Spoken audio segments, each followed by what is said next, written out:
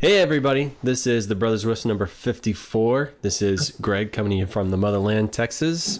Up in the top left, we have a surprise guest, a voice you all will know and love, no video. Well, I mean, there's a picture of him there. Justin Wilson. Howdy, howdy. There he is. And then we've got Thomas, looking grizzly, looking rough. It's for the ladies. Hello, everyone. All the way from Slovakia. Hello there. And then we've got Mike Hammett from Chicagoland. How's it going? Going well, they said. I heard them all the way from here in the future. All right. So this one we've got, I don't know, 4 or 5 topics, and then we've got our recommended from Facebook. Mike's got this scheduled Facebook update that pops out and asks, hey, do you guys have anything you want us to talk about? And we'll, I think kind of what we'll do is we'll paste all those into our Google Doc. We always work off of Google Docs. Anybody can get in there and do whatever. And we'll just sort of scan through. And if anybody that happens to be on the cast knows anything about it, we'll start talking about it. Otherwise, you're out of luck, guys. So starting at the top, Mike has sponsorship crap. It's nice way of phrasing that. So with sponsorship, we're looking to any vendors that are willing to sponsor us. We promise we'll start being nice. Mike will start being nice. He'll stop hating everyone. He'll give honest opinions without hurting feelings. Like some of those are simple. It's like this is their children. You're telling them their kid's ugly, Mike. You can't just, you got to be more graceful. Say, wow, he's very unique. You got to say things like that. You can't just, wow. So then what I'm going to do is next time I see something that's crap, I'm just going to say, this is a unique feature. This is unique. That's very unique. How different. You guys are brave. You guys are brave to do that. Yeah. But yeah, no, it's, like my target market was, for the vendors, although we'll take money from anybody, is that, WISP always has this calendar. It's on a website, it's on a piece of paper. Sometimes it's on the back of your little ID badge. Sometimes it's it's always in their little app that sucks. And you mean their app that's unique? Yes. And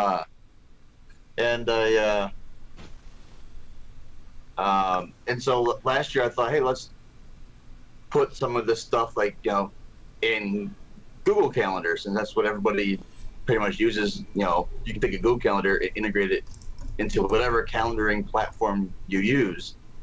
And so I started working on that. First I was putting in WISPA centric stuff or generic stuff. Then I started putting options.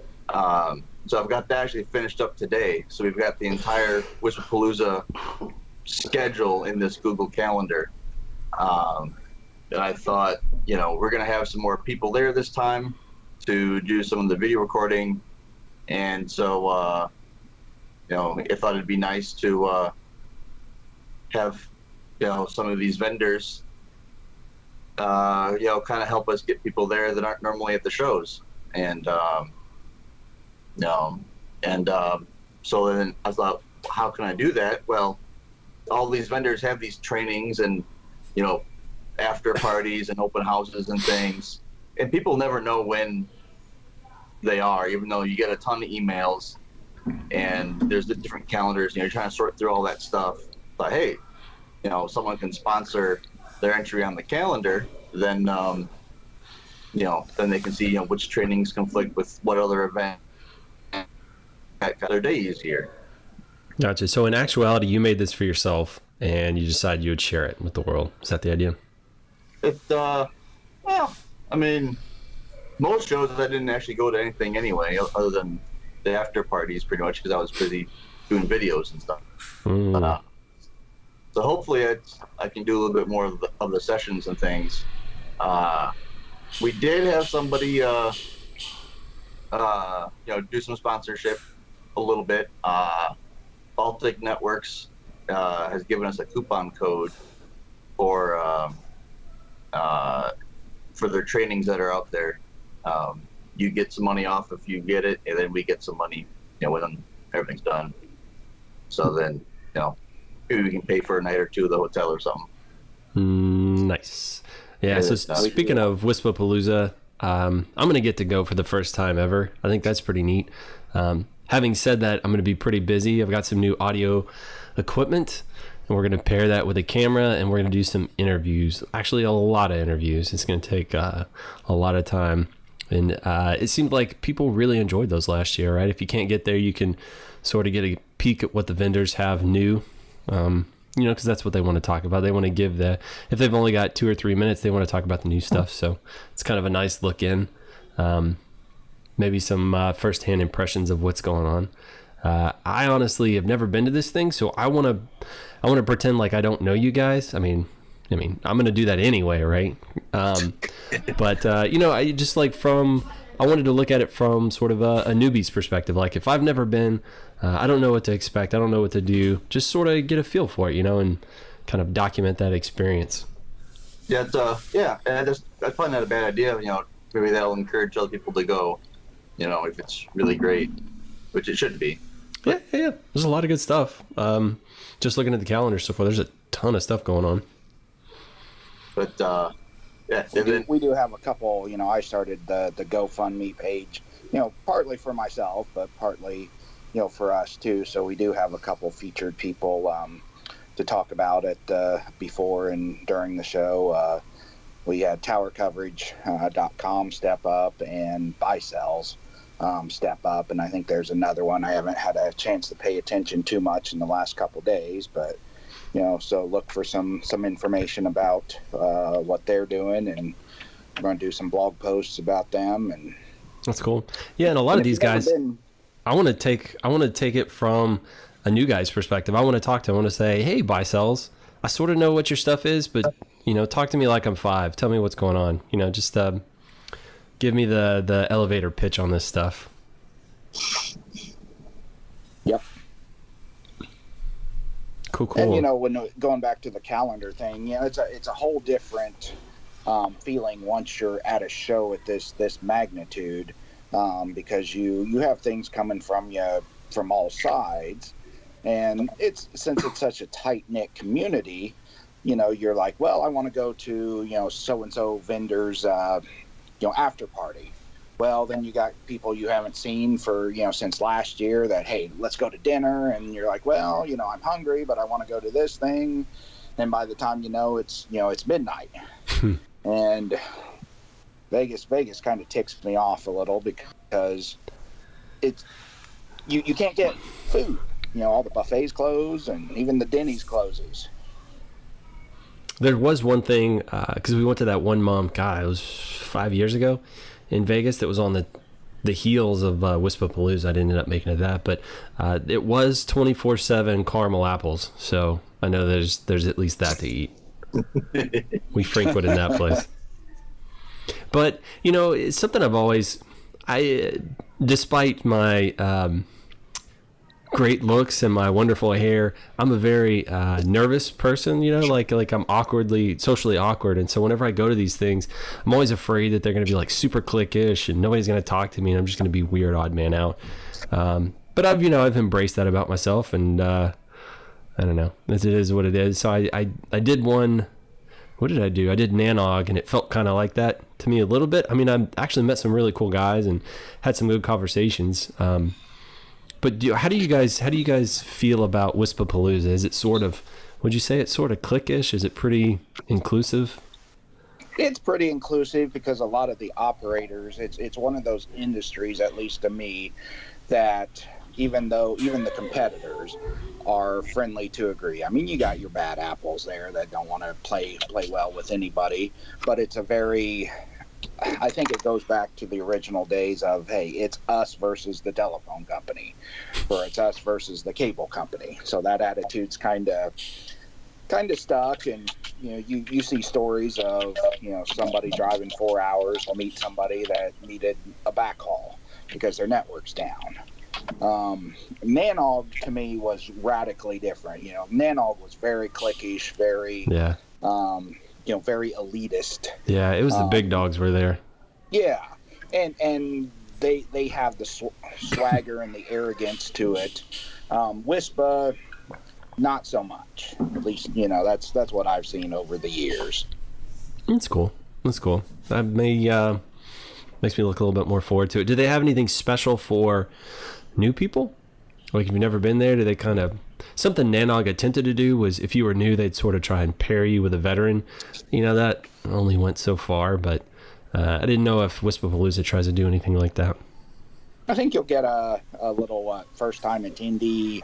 What are those, Mike? The ribbons or whatever? Oh, yeah. Yeah, like little ribbons to go on the bottom side of your ID badge. I think there's one that says first-time attendee or something like that. So That's cool. you can at least be recognized, hey, this is my first time here. And, I've seen people, and I've tried to do it to some people. Hey, if I see somebody that's kind of doesn't know what they're doing, I don't want to say what they're doing, but, they look like they're standing by themselves or whatever, I'll at least go, hey, how you doing? And that's cool. That can strike up a conversation. That's cool. See, I was going to ask if you guys reached out to the newbies. That's probably not a bad idea to have something newbie focused, though. I'll bring that up.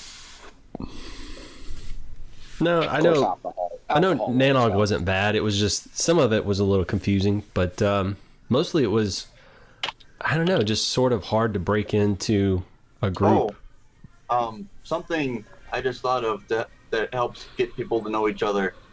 On the first day of the official show, Nathan always does this thing in the morning. As a part of his, opening remarks and breakfast and things, he does something called speed dating, where up on the screens they'll have a few questions, and you just go to a table, and like everyone goes around the table answering those questions.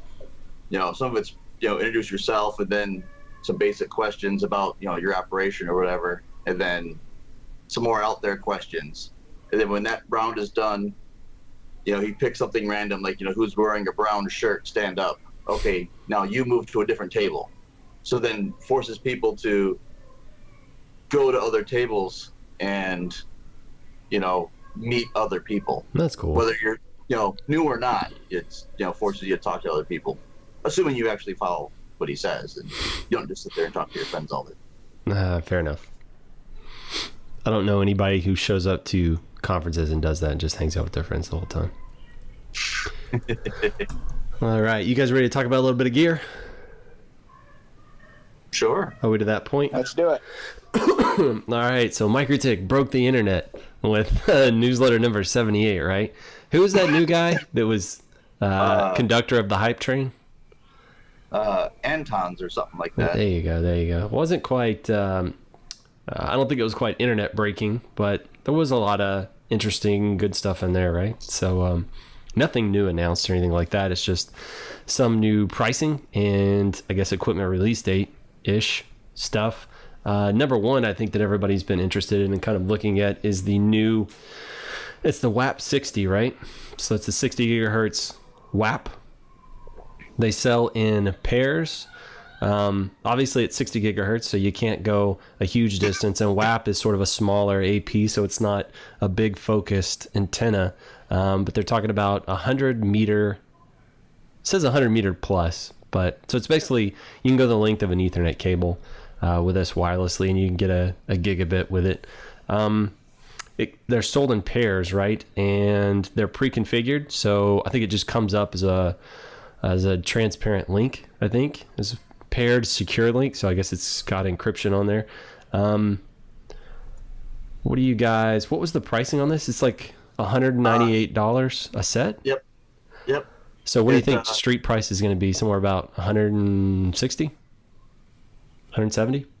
Yeah, they go. I'd say probably, in the 160 to 175 area. Just looking at, what other things are already out. One thing I did notice is that when they introduced them at the MUMs earlier this year, or announced them, the WAP 60 was up to 100 meters, and the LHG 60 was 100 meters or more. And now they've actually, tightened that down to the WAP 60. I saw in one of the Facebook groups, they said that it'll do about 120 to 130 meters. So they got quite a bit more gain out of that than they originally thought. So if they're saying 120, 130, was that at like full modulation where you'd get a gig at that range? There was insufficient information. Gotcha. All right. Did I hear Thrift say something about these 60, these WAP 60Gs might be point to multi-point? Yeah, they on the newsletter it says that it's coming soon, and somebody from Mikrotik said that they already actually have it working. It's just not public ready. I think some of that's due to it has a phased array like beamforming antenna. Right. So that's like the most advanced antenna thing Mikrotik has done.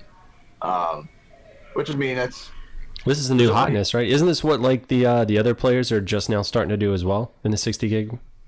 Yeah, like there's nobody really in 5 gig doing it, other than Cambium on their 450 Medusa, and then Cambium's doing receive beamforming. And there's a couple of the 60 gig people doing it now. I suspect it's because it's built into the chip, so it's a lot easier. They don't have to do a lot of the math.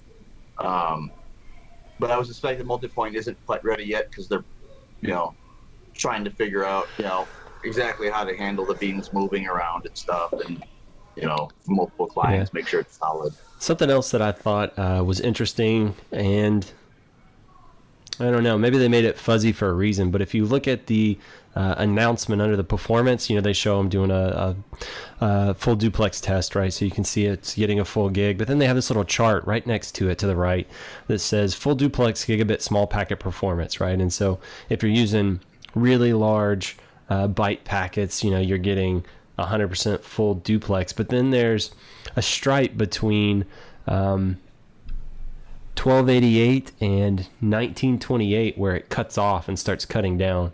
I can't tell if your standard 1500 bytes are right at the 100 mark or a little bit less. So I'm not sure. So maybe it looks like it's right about 1500. Looking at it, I didn't like stick a ruler on it and a straight edge and any of that, but I'm assuming that it's, if you're at the 1500 byte range, you get the full duplex. If you start shrinking down, I guess, with just a lot of really small packets, the speed's going to degrade. On the one I'm looking at, it actually maintains 100% until all the way down to 192. That's the last 100%. And then 128 byte packets are only 90, and 64 byte packets are only 70, which is still pretty good for, that's still awesome for $100. Yeah, absolutely. So that's cool. Yeah. I mean, if you really logically look at how much performance you're getting for the price, it's pretty insane. I think it might have been Tom saying, I can't believe they wouldn't have just, come marginally cheaper than the next closest product instead of just slashing the price as low as they absolutely did. I guess his thinking, I think it was Tom, was saying that, they could have squeezed some more margin out of that if they had wanted to. Yeah, get a little quicker return. Like looking at like the voltages, this is like the most power flexible device I've seen. Supports 12 to 57 volts, including AF and AT. Yeah. So you can do AFAT or just non-standard PoE into this thing. Phase array 60-degree beamforming. Yeah, I mean, I can't wait to get a set of these and put them through the paces. I can see using these in a lot of different areas, especially in the future. Some of the stuff I've been chasing lately, I can see using it a lot. So I'm personally extremely excited about these. And as everybody else keeps saying, I really want to see the LHGs, right? And those are going to be the longer distance ones that Mike was talking about, the longer distance 60 kit. And if this stuff, I mean, honestly, they're $100 a radio. I can't imagine the LHG would increase the price that much. I mean, yeah, like, I don't know how their WAPs versus LHDs compare right now. I mean, I'm not much of a Mikrotik wireless person, but I'm sure the information's got to be there.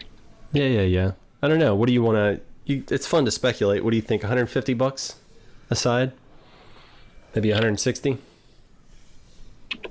Sure, sounds good. You dingus. I think every manufacturer should do the PoE thing like they're doing.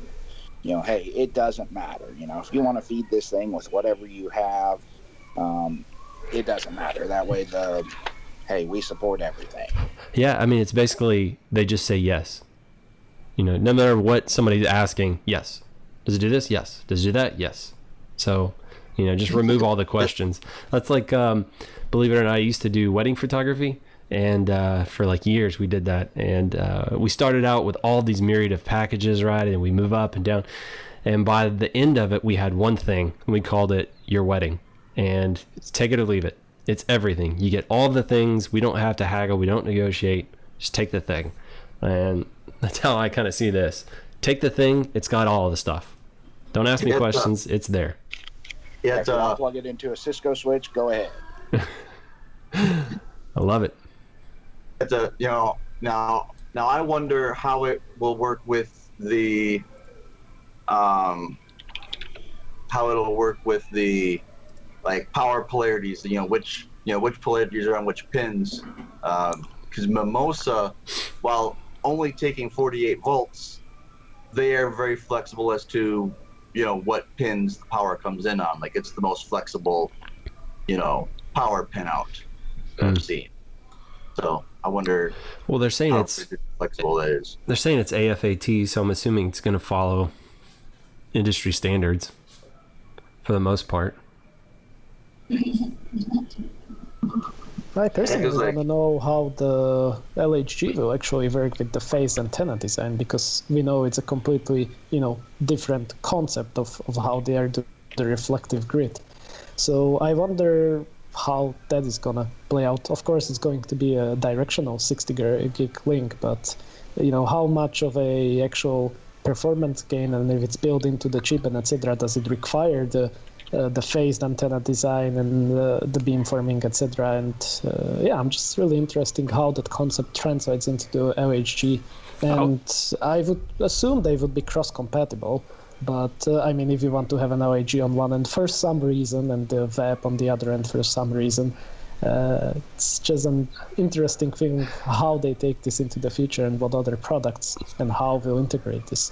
I was really hoping that the LHGs would be compatible with the WAPs, because I was thinking LHG clients and a WAP access point for point to multipoint would probably work out.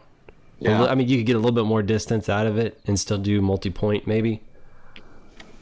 But I don't know. I don't know how well it will actually work.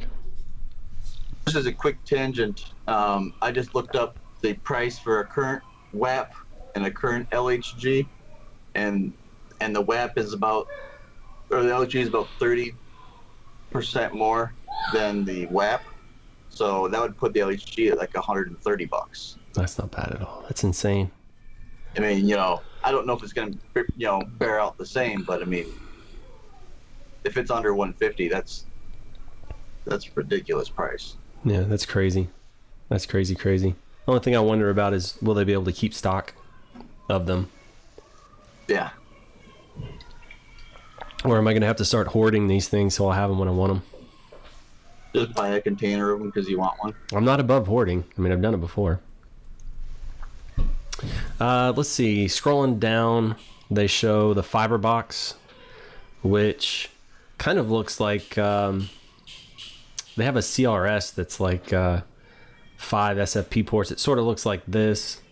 Or actually, that one's 5 SFP, and then it's got a combo SFP copper on the back, so I guess that one's 6. But this appears to be similar. It's an outdoor box with SFP ports, so I guess this could be top of the tower sort of thing. Is that what you, I mean, what do you think you got? Like, in your opinion, where do you think they're chasing with this? I think they're trying to do that. I think a lot of these companies are trying to chase what the cell company guys call squids. They're usually a tower top device with fiber and power in them. So that's what powers the term in cell land is RRU, the actual antennas and the radios out on the antennas. So I think they're trying to get closer to that. You still got to have a separate something powering these. Uh-huh. So even if all your radios have SFPs in them, you still got to get them powered somehow. Yeah, I guess this would just give you isolation of equipment, right? So lightning or ESD is not going to ride an optical cable. But even then, this piece of gear is still up on the tower with it. So, But it'll also get you past distance limitations of copper. So if you're more than, really when you're doing PoE, if you're more than 290, 300 feet, this is probably going to be a better solution for you anyway. Yeah, and something I don't quite get on it is in the actual product PDF for the fiber box, it talks about PoE, yet and it comes with an SFP, but the SFP's the copper SFP, and so but it's like, so truly it can't take power in that. Like I see the power jack, that's obviously there, but like I don't know if it was just a typo on their data sheet and it says PoE, but really it's DC jack or yeah. Well, I mean, it could be PoE with those P injectors that split it out. So you have it's almost like a coupler at either end, and it breaks out one to a barrel jack, and the other is just the Ethernet port that goes in. You're right though. Looking at the included equipment, they don't have one of those there. So yeah. So it's like, so what is that? What's the plan? Or is it? I assume it's just a typo. It's not actually PoE, but that's interesting that they would have included a copper SFP with it right out of the box. I'm gonna speculate that those aren't as common as fiber ones, and maybe somebody just, like they get it, they don't know what to do with it. So, but here's does it have any kind of configuration to it? It doesn't say anything about it. It's probably just default config. I mean, if it's got if it's got any kind of interface, you're going to have to talk to the thing somehow. Yeah. It runs Router OS. So yeah, that's probably the reason right there. How else are you going to log into it and turn ports on or off or anything like that? Yeah, there's no console port. So yeah, you're going to need a copper SFP to do it. Look at you, Mr. Thinker. There you are. That does make a lot of sense. No, it plays a thin rail mounting kit as well. Yeah. And it's showing street price is $79. So that with the copper SFP, that's pretty good. Those little dudes aren't usually that cheap. All right, moving right along. They're showing the RB1100 AHX4. We've already talked about that. It's just a revamp of their 1100 with dual power supplies, which is nice. It's also got a DC input in the back, and then it's more kick, more power. And I had no interest in the Dude Edition, knowing that there was a not Dude Edition planned. It's like, I don't need hard drives in my routers at all my towers and stuff. So, and it's $50 cheaper without getting all that stuff. So it'd be nice once that starts coming down the pipe. Yeah, from the outside, you'd never know it was any different than the other one. You still have, was that 13 ports, serial port on the front? I mean, the case design even looks the same. It's just silk screened slightly differently. So it's $299, $300. It's pretty good, pretty solid. Yeah, so retail on that I would expect probably about $250, $275. Mm-hmm. It's pretty good.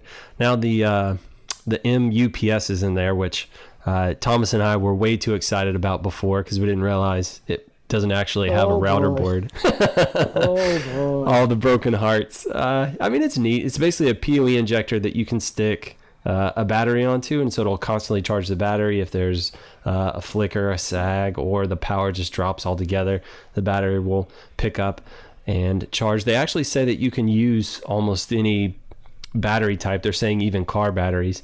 Usually a charger, like a small charger, doesn't have enough kick to charge a car battery, but apparently this thing does.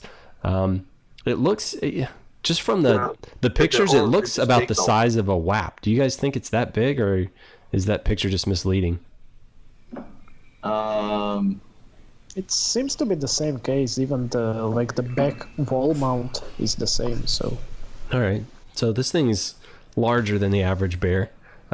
It's doing more though, right? So that's not surprising. They also say that I was reading about it. It said something about here it is. It's possible to detect when running on battery power by monitoring the input voltage with scripting, since the voltage will change without a router OS reboot. So I guess. Sorry. I'm sorry, Mikrotik, but what?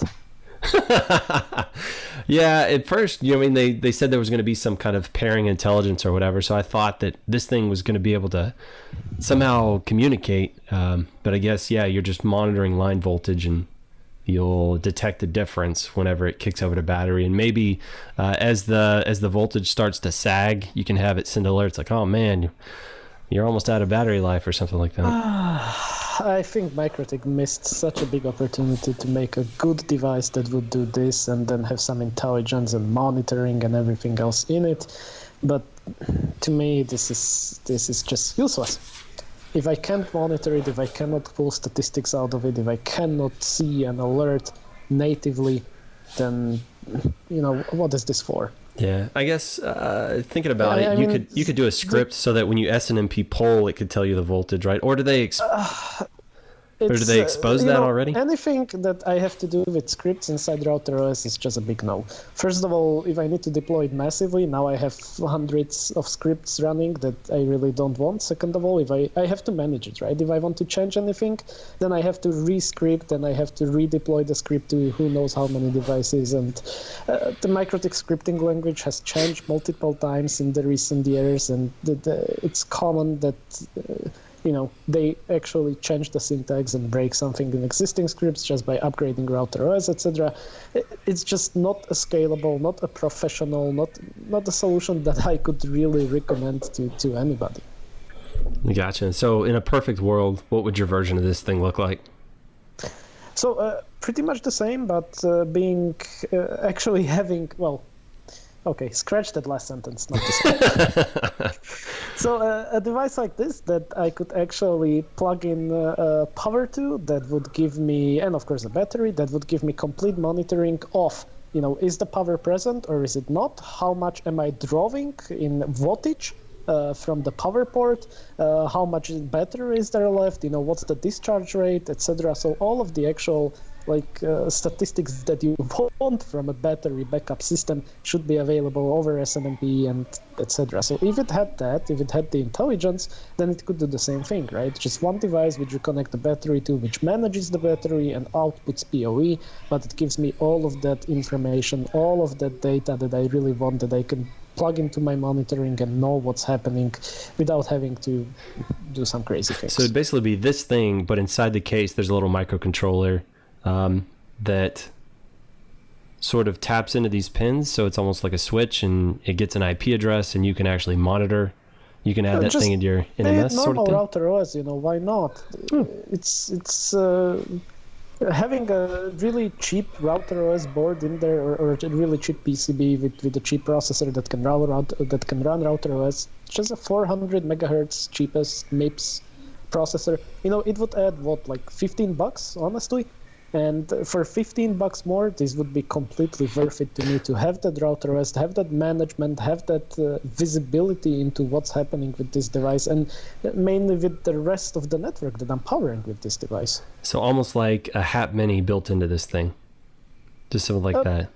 Yeah, something like. So you could almost double it as the CPE router, like at the customer site sort of thing. Not really, but okay, so what we do with our sites, on every single of our sites, we have a little router board. Historically, it used to be a 951.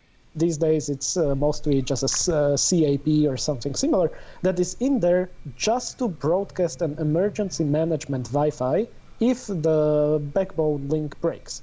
So what happens if I lose upstream connectivity and the tower or the retransmission side or the micropop, because you do a micropop infrastructure, if the micropop loses management connectivity and the micropop is on somebody's house, like you make a deal with the customer that I will put up a micropop and you get internet for free and blah, blah, blah.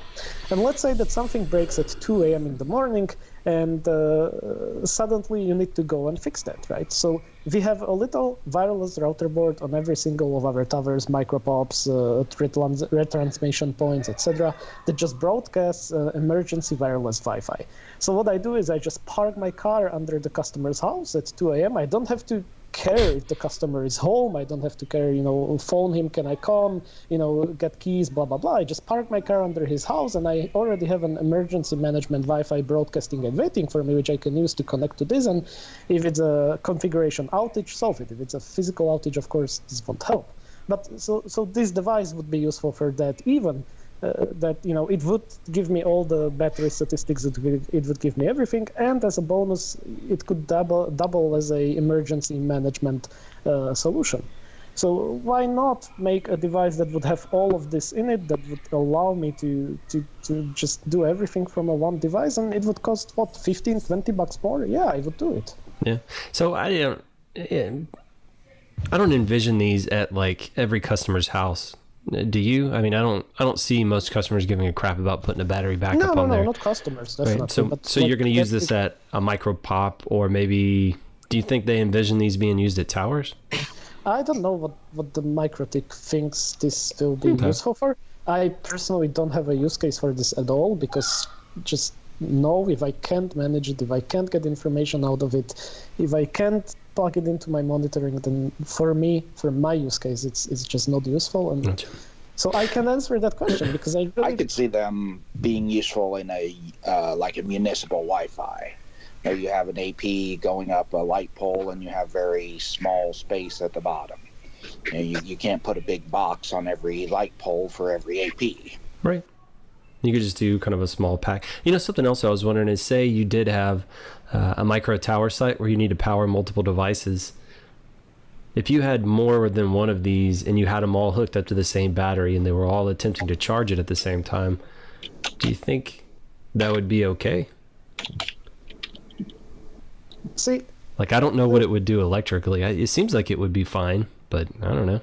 See, I don't know if they'd have over voltage protection or not. All of these things to me are like, when you are building a solution like this where you actually want battery, and even if a space is issue, most of the cost will realistically probably be the battery. If you want to have any decent size capacity, the battery will be the cost, and then this device is like, okay, whatever, $30. So why not just do a normal charger with a little microcontroller thing where you can even do like relays? Because what we do with our boxes, every single of our micropops or every single of our towers, we actually have relays for the doors. So when somebody opens the doors on the box, it through a magnetic read switch. Magnetic switch, it trips a relay on our management box, and I get a warning in our monitoring system, because I definitely want to know when somebody's opening doors to our boxes, right? So if I'm already doing something like this, if I already need power backup, if I already have a box somewhere, then it doesn't make sense to me to shell out $30 for this when I can shell out about $20 more for a microcontroller and a battery, and have all of this plus monitoring, plus other things like tripping relays when somebody opens the doors, etc. And space-wise, I don't think it makes a difference anyway. A microcontroller and a charger doesn't take more space than this. So the battery will be the thing that takes the most space again, and the most cost, and the most everything. So gotcha. Okay, that's my rant. I'm done. Well, if you had a customer that wanted to, I don't know, do a thing, would you recommend this, or would you tell them to just get a little crappy desktop UPS and plug their stuff into that, like given the option? That depends. I'm not saying this doesn't have use cases. It probably does, but I don't know. I would have to think about the specific, use case. Where do we want it? How do we want it? Blah, blah, blah. But out of top of my head, I don't think I would recommend this for anything, because I think there is a better option that's not cheaper, that's not bigger, that's all the things that I've described previously. Yeah, there's usually when you're talking about Wisp guys, there's usually a better option, but we're too cheap to go with the better option. So I see why something with a smaller price tag appeals. I mean, if really like $15 is the difference that will be the differentiator between this and something better, then you probably have other issues than, Well, and think about maybe not necessarily Wi-Fi devices, but maybe PoE cameras or, other devices that aren't customer accessible devices. I have a buddy who has a wireless sensor on his gate to his house.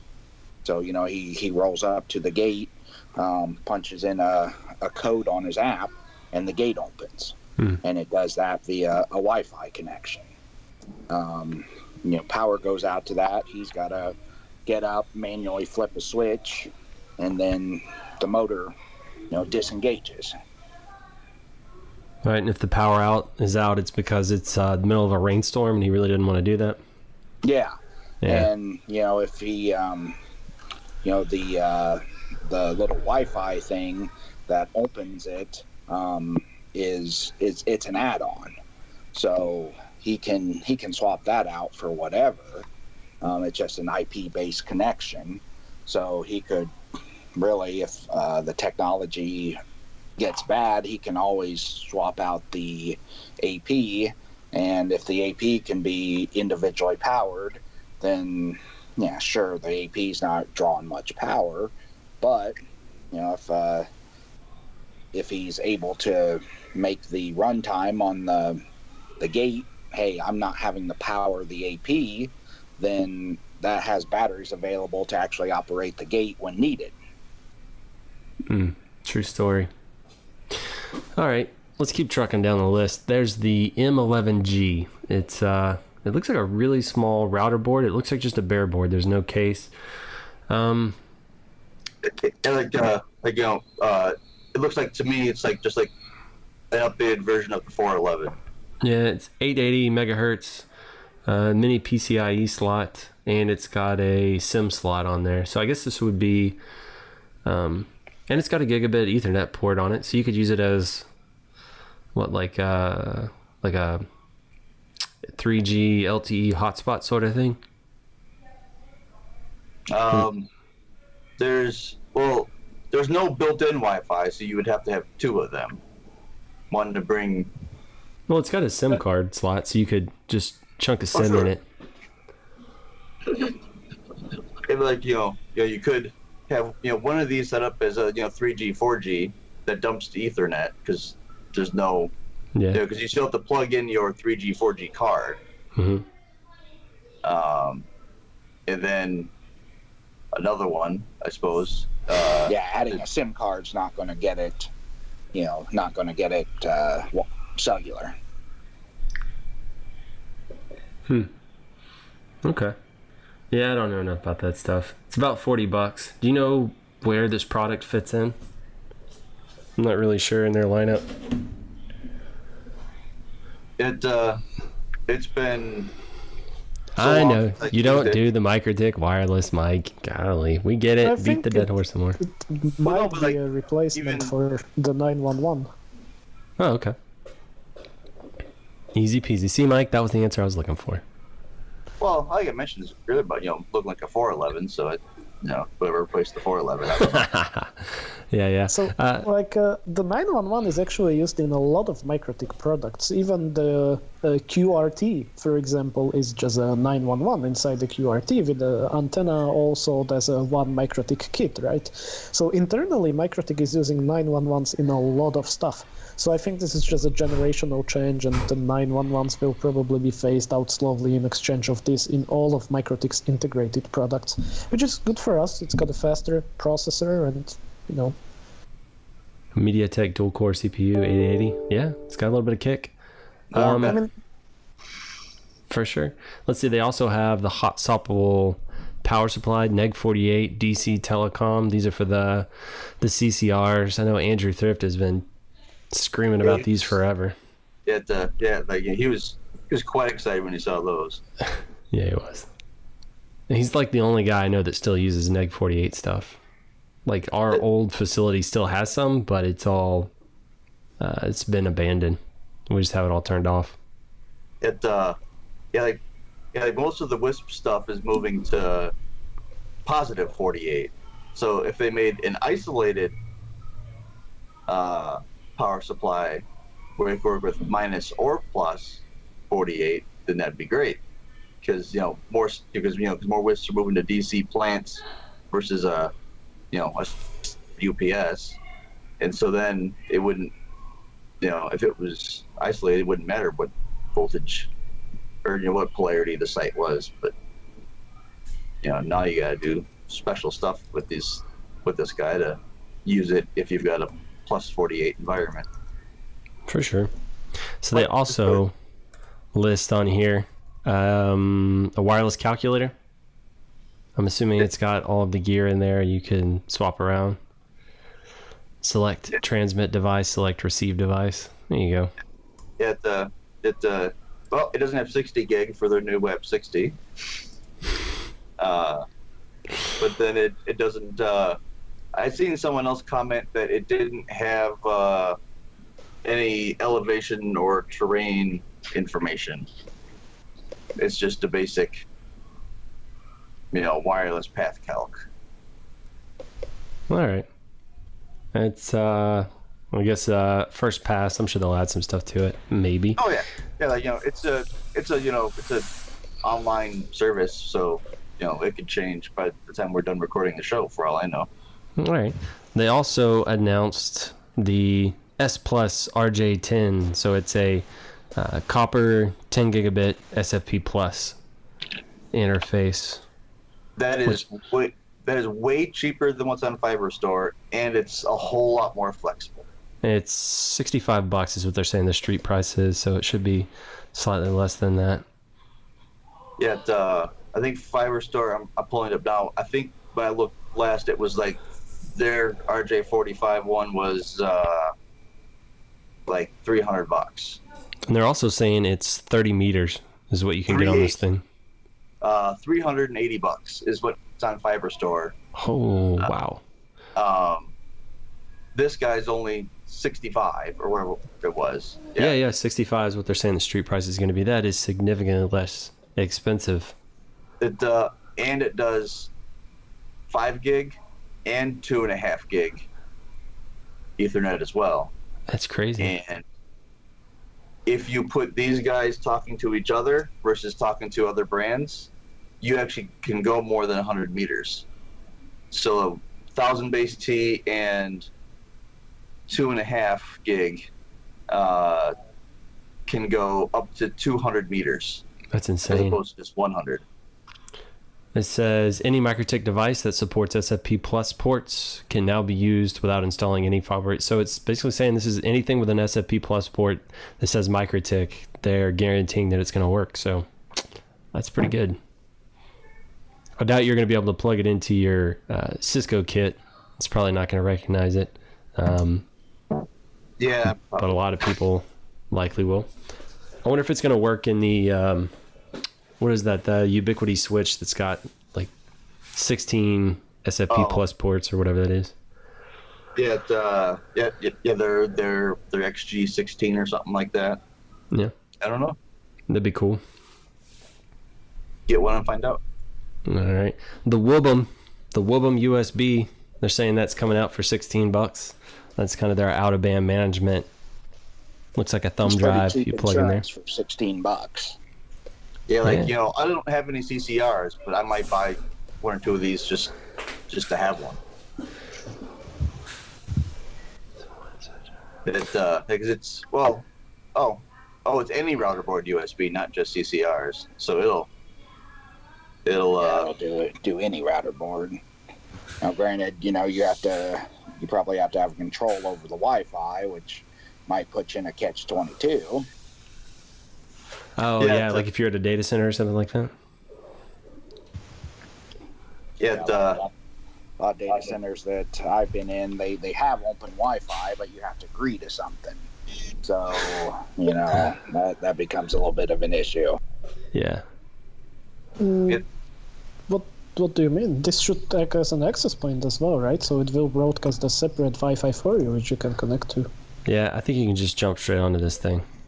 Yeah, but if you're, I'm thinking, okay, if it's out of band management, how many times can I, am I not available to plug into the thing rather than go to Wi-Fi? Am I that lazy if if it's a router in the data center, like what you're talking about, Tomas, earlier, driving up to a customer site, okay, I could see something there for sure. It's well, like in the data center environment, you could have. It says it can be an AP. I wonder if it can be a CP as well. So then you have yeah. So you just have one AP. You associate all these WUBMs with the one AP, and then you just join up, and then you can console into anything. Yeah. I just like saying WUBM. WUBM. Yeah, it can do both, right? You can run it as an AP or as a client. Yeah. I'm still interested to see how that actually functions.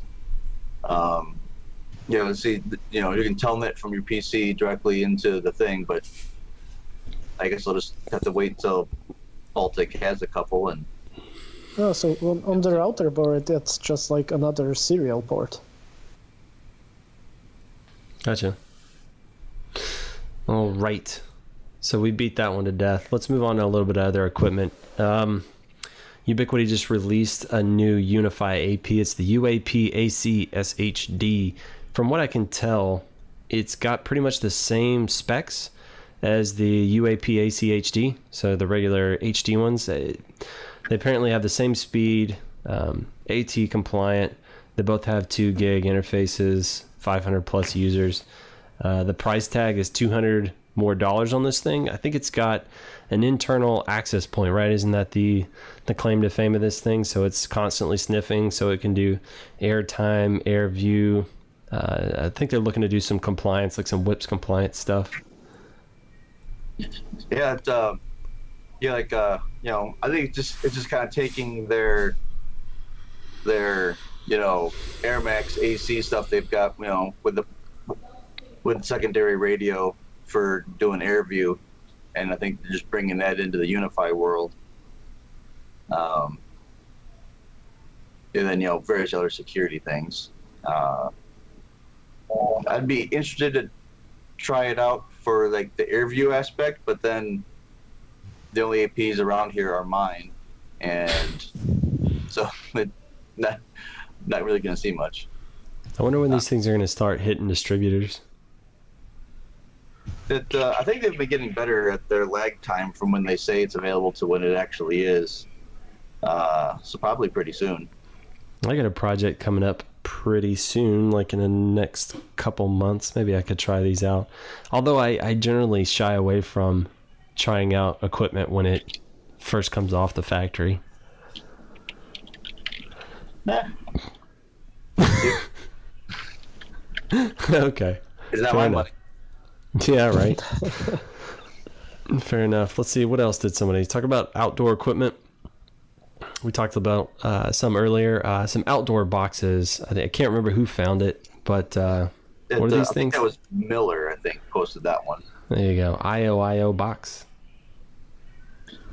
I've seen some people say, that's amazeballs, how many can I buy right now? And some people say, that's ridiculous, why would I buy that? So it's basically an outdoor hardened weatherproof enclosure for, I guess, base of tower, things like that. Pop sites where you need a little bit of room. 19-inch, made in the USA, which means it's going to be more expensive. I think it has some natural ventilation with some guards to keep the bugs out. I think they said they also have a version with active cooling in there, maybe some air conditioning, or maybe it's just a fan. I'm not sure what the difference is. It's lockable on the outside, mountable in pretty much any orientation you can think of. I want to say street price, was it $1,300, Mike? Somewhere in there? Yeah. All right, so it's not the cheapest thing I've ever seen, but Yeah, they're proud of it. Yeah, I mean it's fairly sizable, so it's not just going to disappear on the side of a building. It's very noticeable. You've got, I mean, it looks like plenty of room for just about anything. Install a dividing shelf so you can have your batteries at the bottom, your equipment up above in the rack mount area. That's neat. You guys can click the links. Tell us what you think about this outdoor box versus other outdoor box. I'm actually really curious about that. Yeah, like, I don't buy these configuration of boxes, so maybe $1,300 for something like this is normal. I don't know. Yeah, I don't know either. I buy smaller wall mount things. Yeah, I mean, I'm just curious to see what other people use for boxes, either in this specific instance, or say it's going to be something mounted to the side of the building. You just need a moderate amount of equipment in there, maybe a switch and a little bit of other stuff, but nothing too extravagant. I would really be curious to see what people tend to use for those. If you're buying a lot of one-offs, you don't need to outfit 10,000 cell sites. There's enough surplus stuff out there where that's what a fair amount of people are doing, is they can find a half dozen pedestal cabinets for pretty darn cheap. The expense is always getting them to you because they are big stuff. You can find a comparable cabinet that's a surplus cabinet for $400 or $500. But so is that eBay, or is that through like a surplus dealer? Surplus dealers. Several outlets you can look on.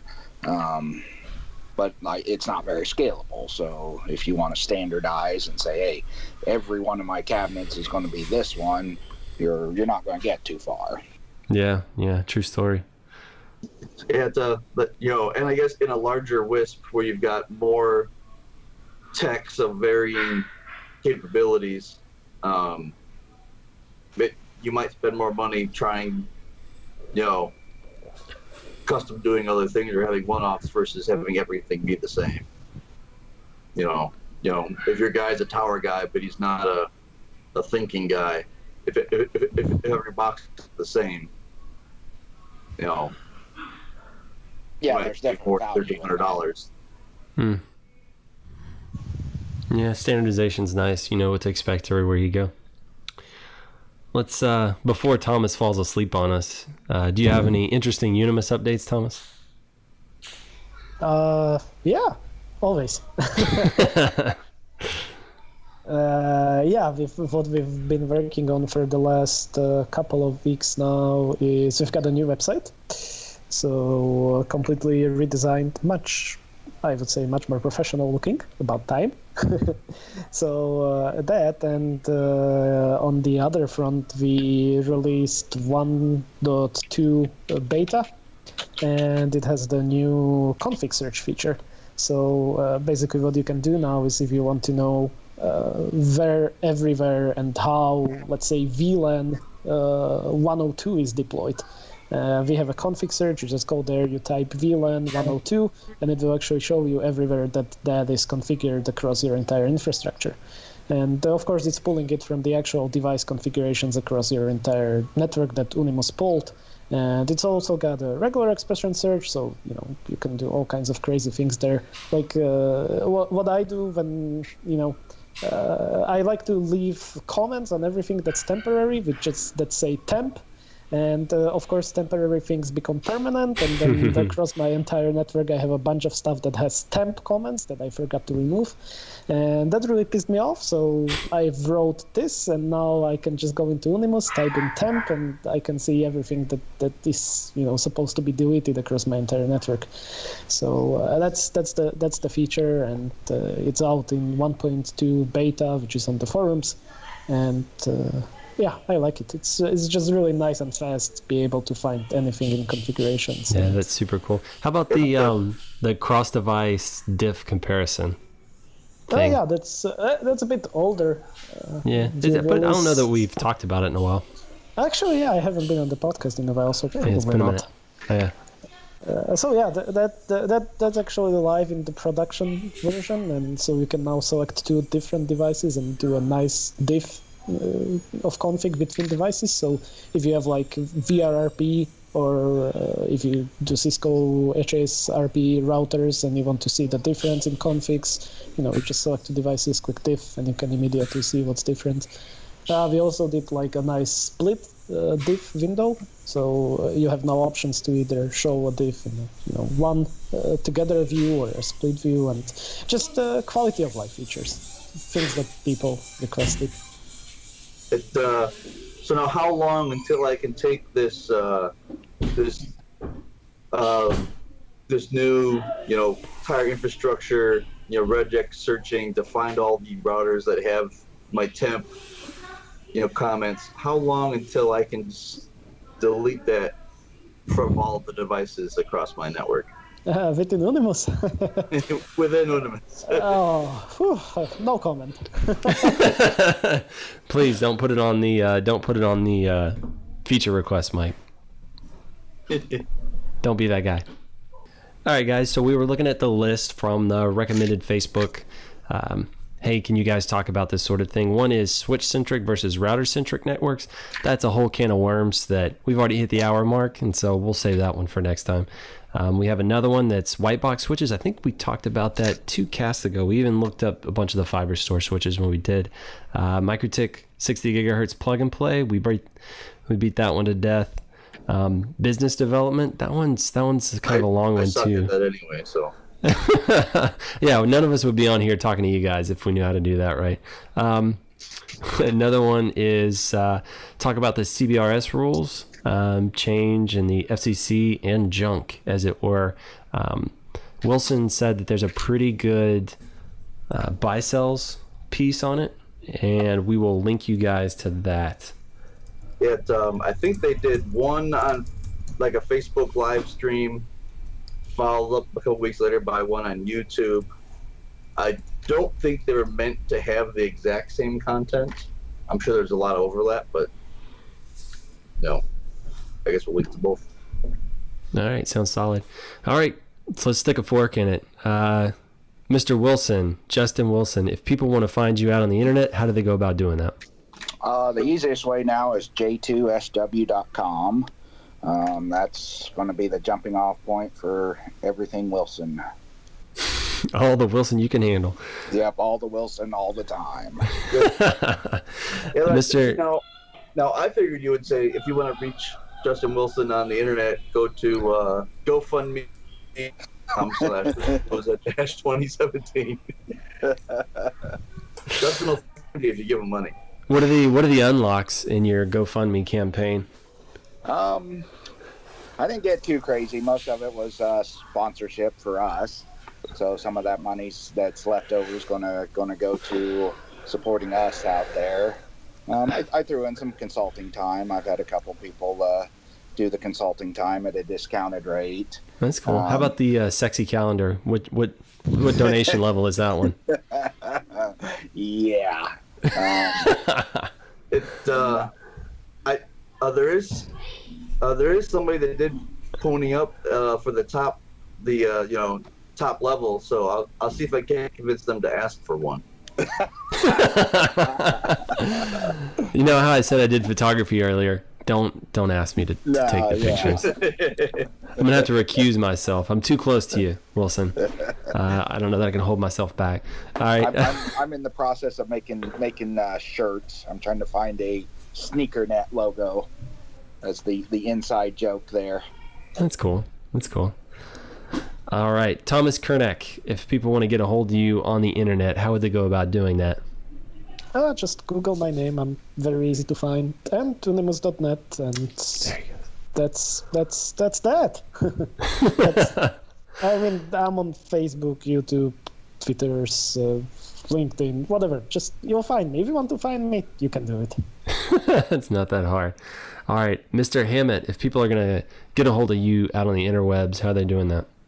I think I said it best in the last cast, where if you can't find me, I probably don't want to talk to you. It's too easy to find.